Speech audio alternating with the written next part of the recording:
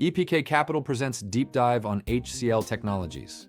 Hello, and welcome to our channel. I am your host, Rutvik. Today, we're diving deep into a fascinating paradox in the Indian stock market, HCL Technologies. On one hand, HCL Tech was recently named the world's fastest-growing IT services brand, with its brand value surging 17% year over year.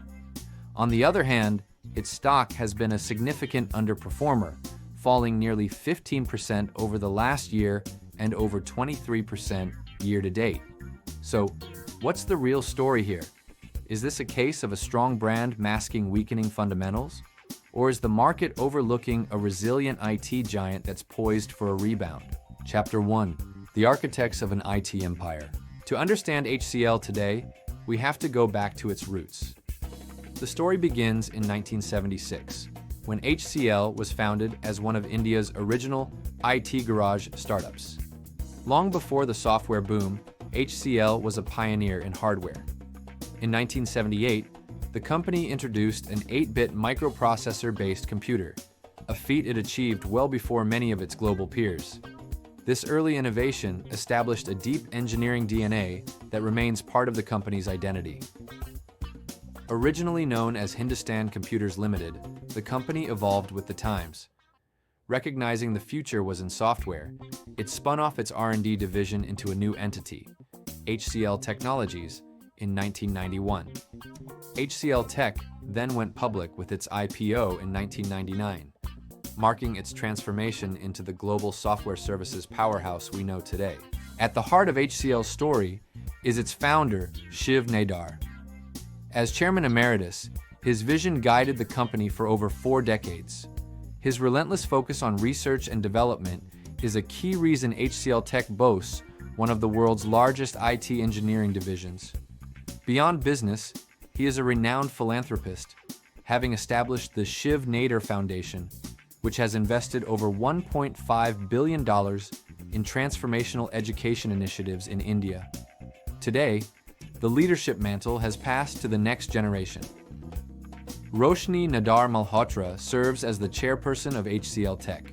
She provides strategic direction for the multi-billion-dollar organization while also continuing the family's philanthropic legacy, notably through the Habitats Trust, which works to protect India's natural ecosystems. While the promoter family provides long-term stewardship, the day-to-day operations are managed by seasoned professionals. C. Vijayakumar, the CEO and managing director, has been with the company since 1994 and has been instrumental in driving its growth in modern domains like digital, cloud, and artificial intelligence. This blend of promoter vision and professional management has been a cornerstone of HCL's stability. So, what does HCL Technologies actually do? Its business is divided into 3 main segments. 1. IT and Business Services, ITBS. This is the company's largest division, making up about 74% of revenue. It provides the core services you'd expect from an IT giant, managing complex IT infrastructure for large companies, offering cloud solutions, and guiding enterprises through their digital transformation journeys. 2. Engineering and R&D Services, ERS. Accounting for roughly 16% of revenue, this segment leverages HCL's deep engineering heritage. Here, HCL partners with companies to help them design, develop, and test new products, from microchips to aircraft components. 3. HCL Software. This is HCL's most unique segment, contributing around 10% of revenue. Unlike its major Indian peers, HCL owns and sells a portfolio of software products, many of which were acquired from IBM in a landmark deal. This gives HCL a recurring product-based revenue stream that differentiates it from pure-play services companies. This 3-pronged business model serves a wide array of industries, including financial services, manufacturing, healthcare, and public services, giving the company a very broad and diversified market presence. However, the HCL software segment is a double-edged sword. While it provides a high-margin, recurring revenue stream that is the envy of its peers, it also introduces a level of volatility. This segment's revenue can be seasonal, with sharp quarterly declines sometimes impacting the company's overall results. For example, analyst reports have noted that a quarterly dip in the software business can pull down the entire company's profit margins, making its financial performance appear lumpier than competitors like TCS or Infosys.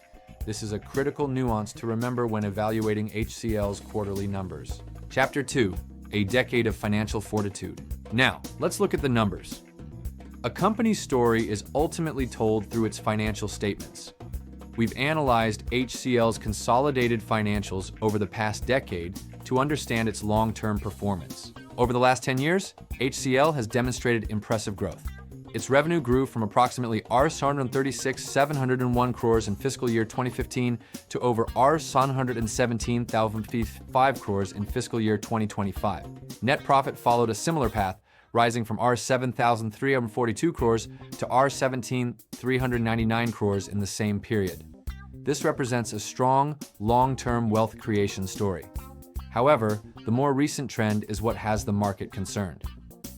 If we look at the year-over-year revenue growth, we see a clear deceleration. After growing by a robust 12.8% in FY22, growth slowed to 9.6% in FY23, then to 5.4% in FY24, and has further moderated to 4.3% in the most recent fiscal year, FY25. This slowdown is at the core of the current debate around the stock. Profitability tells us how efficiently a company is running its business. HCL's operating profit margin, OPM, peaked at a very healthy 27% in FY21. Since then, it has compressed, stabilizing around 22% in the last few years. This margin pressure is a key part of the bear case for the stock. Analysts point to several factors, including rising employee costs, increased subcontracting expenses, and a phenomenon some are calling AI deflation. This is the idea that as clients adopt AI, they expect significant cost savings, which in turn puts pressure on the pricing and margins of new contracts signed by IT services firms. One of HCL's standout strengths is its pristine balance sheet. The company is virtually debt-free. Our analysis shows its debt-to-equity ratio has remained exceptionally low over the past decade, currently standing at just 0.09. This financial discipline is a massive advantage. It provides HCL with tremendous stability, allowing it to navigate economic downturns without the pressure of heavy interest payments.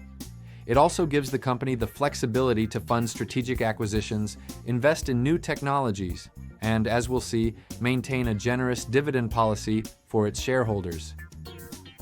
To put all this in perspective, here's a table summarizing HCL's financial journey over the last decade. Chapter 3: A Value Investor's Calculation. Now let's put on our value investor hat.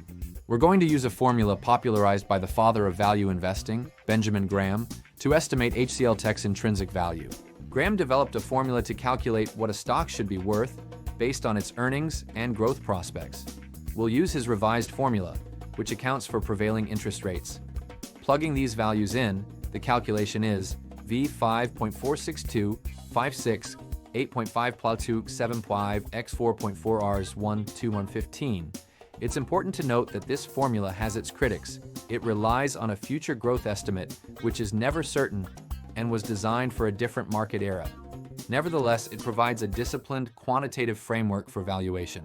With a calculated intrinsic value of roughly Rs 1,115 and a current market price of around Rs 1,450, the Benjamin Graham formula suggests that HCL Technologies is currently overvalued. This conclusion aligns with other valuation models. For instance, analysis from AlphaSpread and a discounted cash flow model from Simply Wallstein also indicate that the stock is trading above its estimated fair value. Here is a summary of the valuation inputs. Chapter 4: The Bull and Bear Debate. Every stock has two sides to its story. Let's break down the main arguments for being optimistic, the bull case, and pessimistic, the bear case, on HCL Technologies right now. 1.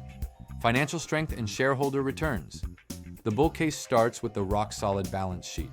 The company is virtually debt-free and generates strong cash flows. This allows it to reward shareholders consistently. It currently offers an attractive dividend yield of around 3.7% and has maintained a high dividend payout ratio, returning a significant portion of its profits to investors. 2. Market position and growth levers. HCL is a global leader and the third largest IT firm in India, with a powerful and fast-growing brand. In a challenging economic environment, its expertise in cost optimization deals becomes more valuable to clients. Furthermore, the company is making strategic investments in high-growth areas like generative AI and has formed key partnerships in future-focused sectors like electric and software-defined vehicles. 3. Resilient business model. With a diversified portfolio across multiple industries and geographies, HCL is not overly reliant on any single sector. Its focus on non-discretionary, essential IT services provides a defensive cushion, making its revenue streams more resilient during economic downturns compared to some peers. 1. Margin erosion and growth. Slowdown. This is the #1 concern for bears. As we saw in the financial analysis, revenue growth has slowed significantly. At the same time, profit margins are under pressure, with the company lowering its own guidance. Analysts worry about meaningful margin erosion from AI deflation, where technology is driving down prices for IT services. 2. Geographic overdependence. HCL derives over 64% of its revenue from the Americas. This heavy concentration makes the company highly vulnerable to an economic slowdown, changes in corporate spending, or unfavorable policy shifts in the United States. 3. Execution and internal challenges. The company's employee attrition rate has been rising, which can increase costs and disrupt project delivery for clients.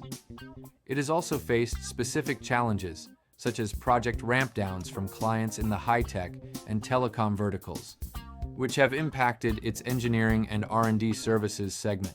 Conclusion: synthesizing the analysis of HCL Technologies. So, let's bring it all together. HCL Technologies is undeniably a pioneering Indian IT giant. It has a rich history of engineering excellence, a fortress-like balance sheet with almost no debt, and a proven commitment to returning capital to its shareholders through generous dividends. It is a global leader with a powerful, fast-growing brand. However, the company is currently at a challenging inflection point. It is grappling with a clear slowdown in revenue growth and pressure on its profit margins. This is compounded by a heavy reliance on the U.S. market and a series of legal and HR controversies that raise questions about potential risks. From a valuation standpoint, despite the significant correction in its stock price, classic models like the Benjamin Graham formula suggest that the stock may not yet be in deeply undervalued territory. Ultimately, the story of HCL Technologies is one of resilience versus risk. The analysis we've presented today provides a comprehensive framework of the key factors, both the strengths and the headwinds, that an investor must consider. The final decision depends on your individual investment strategy, your tolerance for risk, and your long-term outlook on the global IT services sector. This video is for educational purposes only and should not be considered financial advice. Please conduct your own research or consult with a qualified financial advisor before making any investment decisions. All investments carry risk. And that's all we had for this video. We hope this video was informative for you. If you think it was, then please do like and share this video. Also, do not forget to subscribe to our channel for such wonderful daily content. Also, if you are interested to watch the videos in Hindi, then you can also subscribe to EPK Capital's Hindi channel. Thank you for watching.